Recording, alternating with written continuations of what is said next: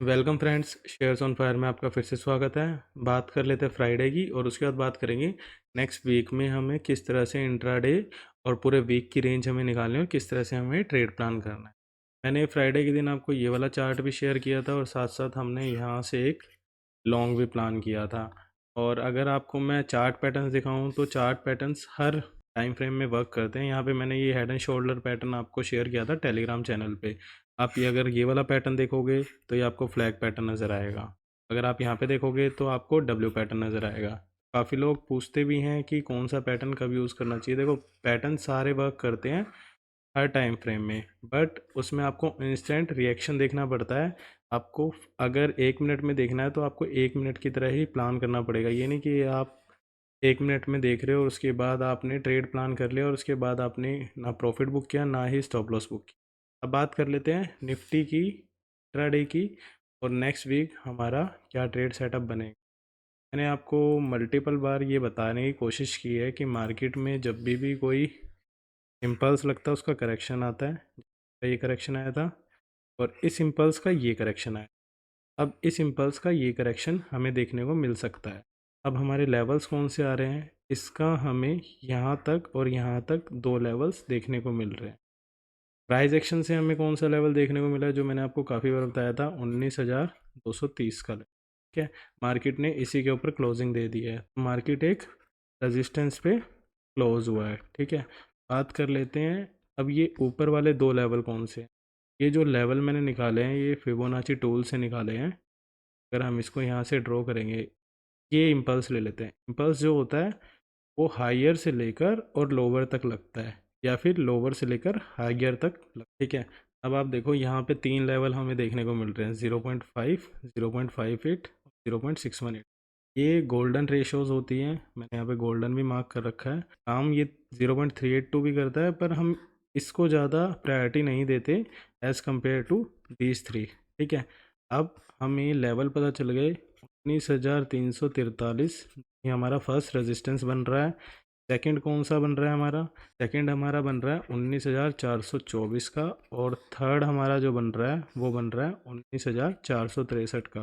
ठीक है, तो आपकी ये रेंज निकल के आ गई। अभी मार्केट क्लोज हुआ है 230 पे। अगर मार्केट 19,320-30 ले लीजिए आप, से लेकर 19,463 470 तक आप मान के चलिए, ये 150 पॉइंट्स की रेंज है। अगर मार्केट इसके बीच में रहता है तो हमें कोई भी ऐसा ट्रेड प्लान नहीं करना, बिकॉज मार्केट में वहाँ पे रेंज बाउंड सिनेरियो हो सकता है, सेल ऑन द राइज भी आ सकता है और बॉटम बाइंग भी आ सकता है। ठीक है, तो हम देख लेते हैं लेवल इतना क्रूशल क्यों है। एक तो हमें इम्पल्स और उसके करेक्शन से मिल गया, दूसरा हमें प्राइस एक्शन से मिल रहा है। प्राइस एक्शन से कैसे मिल रहा है, जब मार्केट यहाँ पे था तो यहाँ पे सपोर्ट लिया था और उसने फिर से बाउंस दिया था। तो ये सपोर्ट था। सपोर्ट क्या होता है हमारा, डिमांड जोन होता है। ठीक है, अब उसने वो सपोर्ट ब्रेक किया।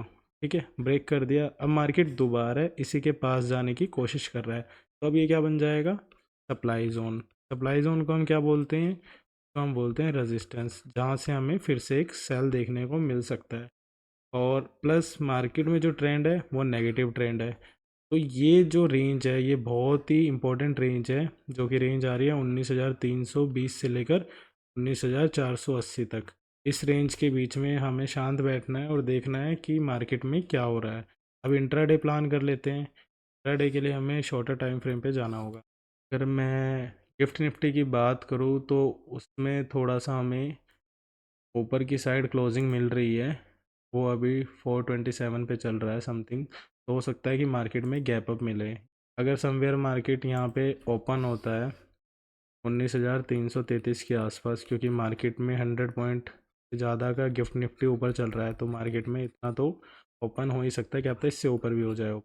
अगर मार्केट में यहाँ पे ओपन होता है तो हमें यहाँ पे प्राइस एक्शन देखना पड़ेगा। हो सकता है हमें यहाँ से एक शॉर्ट अपॉर्चुनिटी दोबारा देखने को मिले।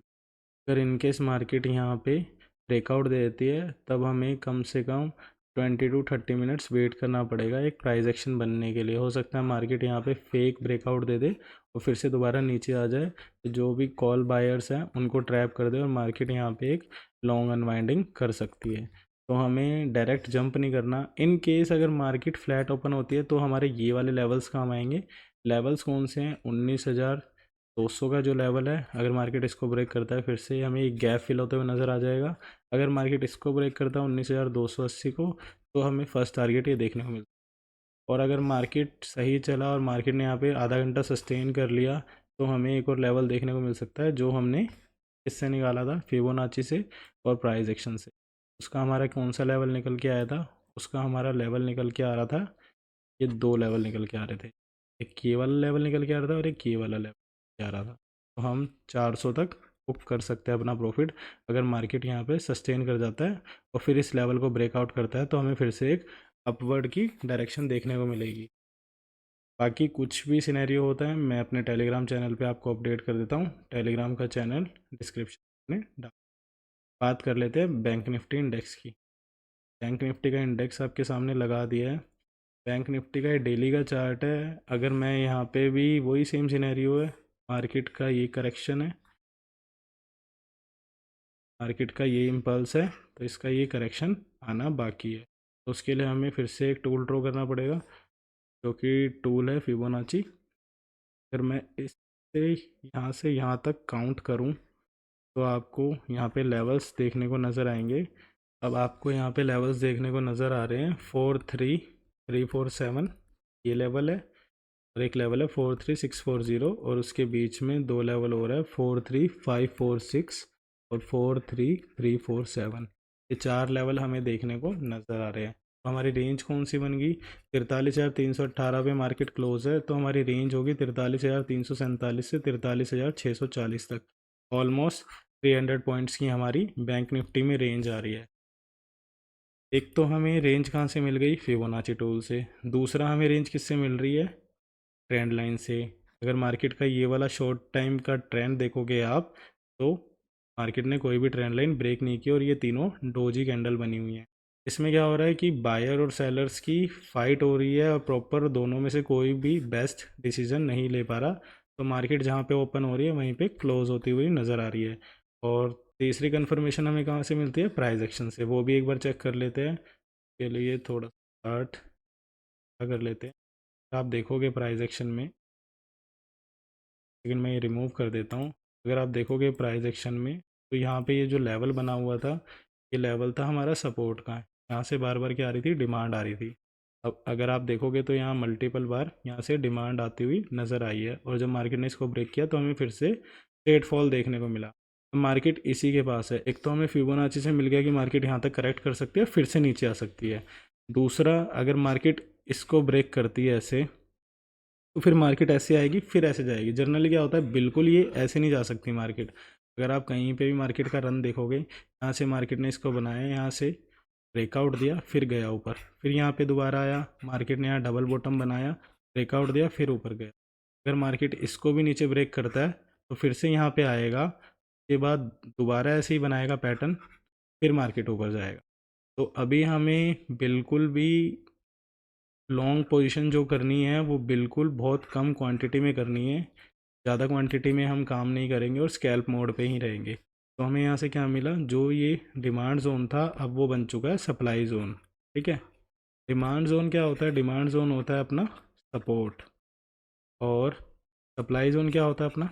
वो होता है अपना रेजिस्टेंस। ठीक है, याद रहेगा ना आपको। तो ये हमें फिर से एक रेजिस्टेंस मिल गया। अगर मार्केट इसको ब्रेक करता है, फिर हम कह सकते हैं कि जो ये डाउन ट्रेंड था वो करेक्शन कंप्लीट हो गई है। अब मार्केट जो हमें डायरेक्शन देगा वही मार्केट का असली बिहेवियर है। ठीक है। अब इंट्राडे की बात कर लेते हैं। इंट्राडे में हमें किस तरह प्लान करना है? अगर इंट्राडे का मैं चार्ट आपके सामने लगाऊं, तो हमें ये वाले लेवल देखने को मिल रहे हैं। लेवल कौन सा है? ये वाला जो लेवल है।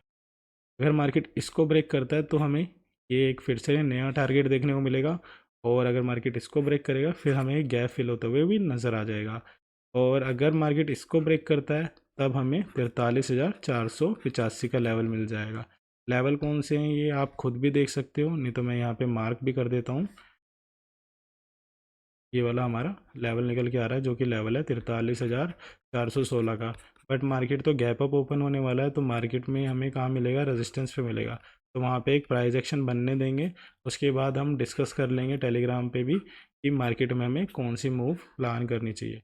आज की वीडियो में इतना ही। मिलते हैं आपको नेक्स्ट वीडियो में। वीडियो अच्छा लगा हो तो लाइक एंड शेयर कर देना। Thanks for watching this.